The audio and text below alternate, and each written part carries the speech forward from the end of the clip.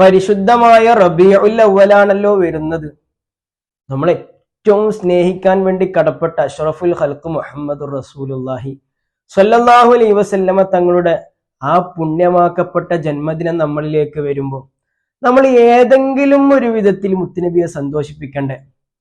എന്തെങ്കിലും ഒരു നന്മ, ഇതുവരെ നമ്മൾ ചെയ്തിട്ടില്ലാത്ത പുതിയൊരു നന്മ നമ്മുടെ ജീവിതത്തിലേക്ക് പുതുതായി ആ മുത്തുനബിയുടെ ജന്മദിനത്തിന്റെ ഭാഗമായി കൊണ്ടുവന്നാൽ അത് ഹബീബായ തങ്ങൾക്ക് എത്രമാത്രം സന്തോഷമുള്ള കാര്യമായിരിക്കും.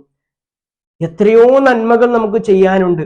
ഹബീബായ തങ്ങൾ അവിടുത്തെ ജീവിതത്തിൽ കാണിച്ചു തന്ന ഒരുപാട് സുന്നത്തുകൾ, നമ്മൾ പലപ്പോഴും ആ സുന്നത്തുകളെ ഒഴിവാക്കി നടന്നവരാണ്.